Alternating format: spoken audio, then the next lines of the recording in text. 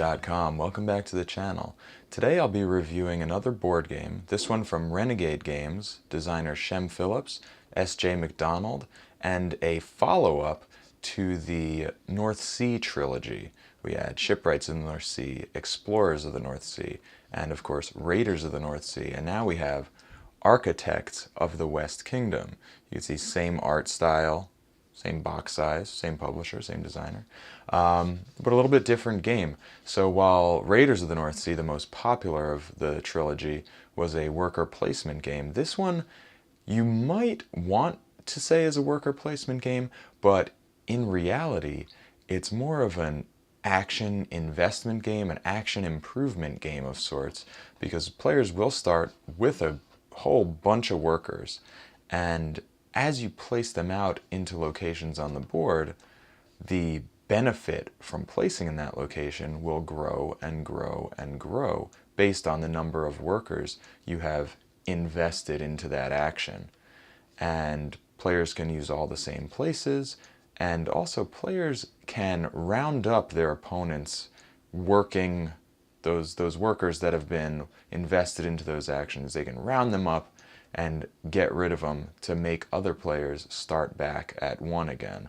And it's an interesting cyclical sort of game, and basically what you're trying to do is gather up resources, hire apprentices and various personalities to help you, and build buildings. You're building buildings, and that's the game end trigger. It's a race. It's a race to build the best, most victory point laden stuff.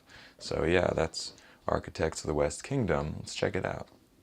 So Architects of the West Kingdom, there it is. I would say it's a very unique game in that it has created this sort of new mechanism where players will not be blocking each other out of action spaces as in traditional worker placement.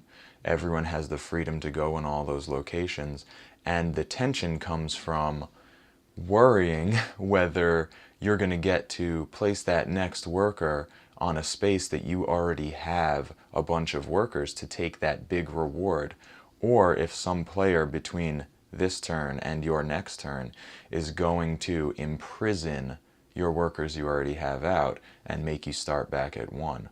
So it does lack sort of the angst of worrying about whether you're going to get to take an action at all.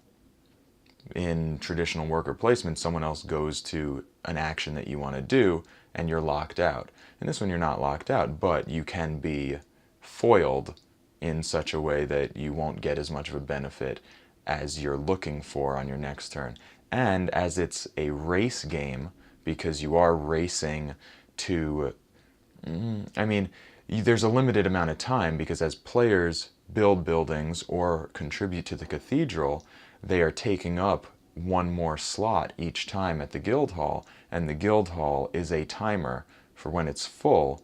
The game is essentially over. One more round and the game's over. So you're trying to build as much as you can up to that point, acquire as many victory points as you can up to that point.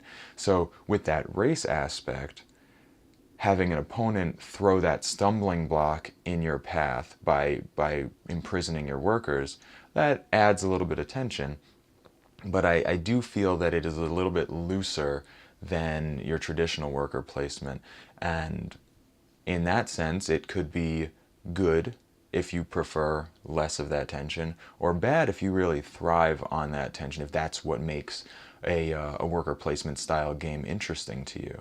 So I do think this is an excellent sort of introductory game, although I wouldn't suggest it as a model for the worker placement genre.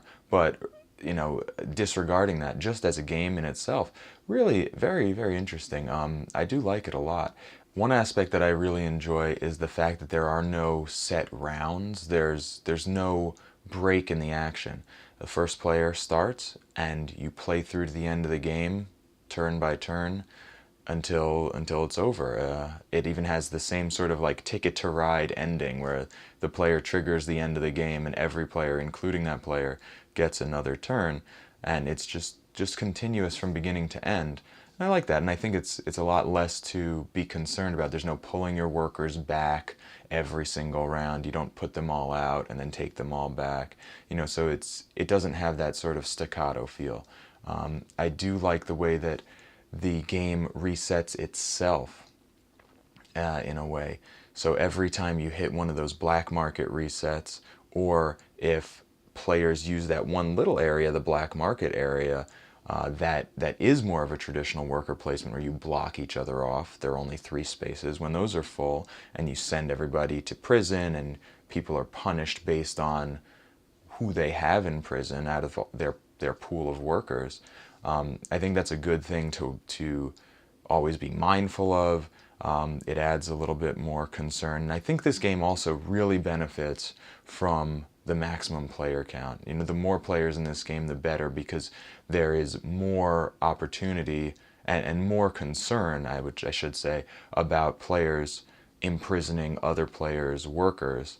And it works best at a full player count in that regard. As for negative commentary, I would say that at the end of the day, it is sort of, I want to say just, I'm going to use the word just, but you know, collecting resources to build buildings the fastest for the most part. I mean, you're concerned about your opponents and you have to collect those helper characters, but for the most part, you're really just doing that so that you have the prerequisites to build the buildings in your hand and get those done as quickly as possible, to discard those cards that you... Actually, you know, another thing that I really like is that you have those buildings, but you can decide, hey, I don't think I'm gonna be able to build this one, so let me discard it and pay at the cathedral and build up there. So that gives you a little bit of flexibility there. So overall, I think the game does... The design was focused on greater flexibility. I mean, I can't say for sure, I didn't interview Shem, but to me it seems that the design was around this sort of idea of traditional worker placement is too constricting, too restrictive of players, can cause a little bit more frustration. This one opens that up, gives you a little bit more freedom to move, but throws back in a sort of take that element. So it opens it up for a sort of different audience, and I think it does a great job. I think, you know, I prefer this to something like Stone Age. If you have the right player count, I would say that I am not a huge fan of this one at 2-player. I played the solo game and I wasn't really that into it. It was just me moving stuff around and, oh, I'm done.